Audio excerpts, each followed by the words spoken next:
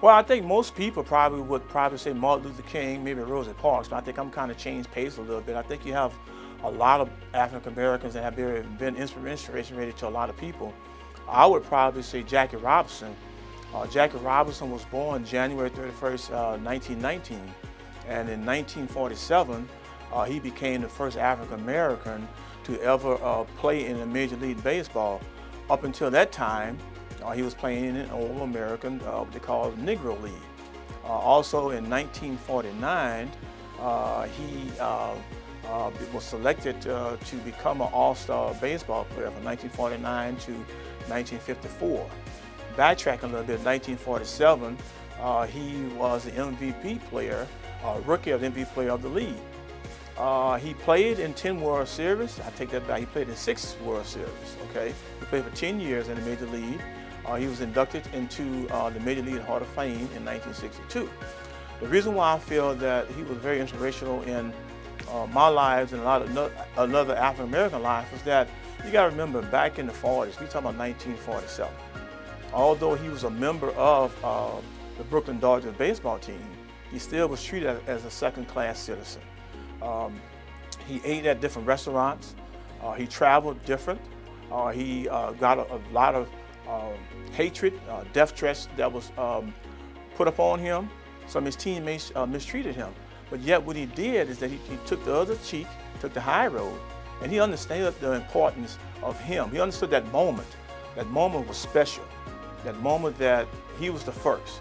And then there was going to be many come after him. So I think that by him having to endure that and also becoming in 1949 the MVP player, and 1947 becoming Rookie of the League, and in 1955 winning the World Series, I just think that that's just a monumental task there to have to be able to accomplish that with all that stress and pressure put up on you.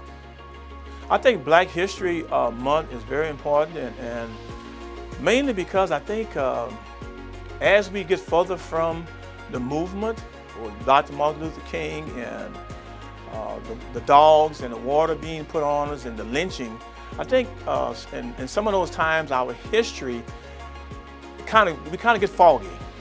We kind of fall asleep at the wheel and don't realize where we have came from, and to understand that where we are at now, and then we're still not where we actually need to be. So I think it's very important for us as people of color to remember exactly the struggle that our forefathers have put forward for us. I think it's important here in Terrebonne Parish because I think when you really look at the parish as a whole, you have myself, Mike Regard, you have my brother Carl Harding, who just had a newly elected council member, and also you have John Navy.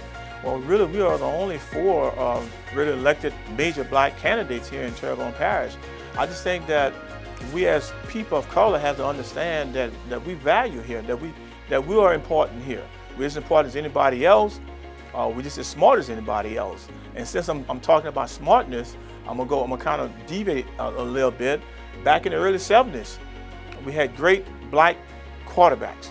But at that particular time, the NFL thought that they wasn't smart enough to play quarterback. So I feel that me as being an African American, and my other colleagues and a lot of other professional Americans here, I'm just as smart as the next guy next to me. My name is Gregory Harding Sr. I am employed by Terrebonne Parish Government and Terrebonne Recreation. I've been there 4 years. Prior to that, I did the same thing, and I came back about 4 years ago. Also, I've been serving on the school board for the past 22 years. I was the second African American to become president of the school board. Also, I am vice president of NAACP, which I have been there for about the past 10 years as vice president.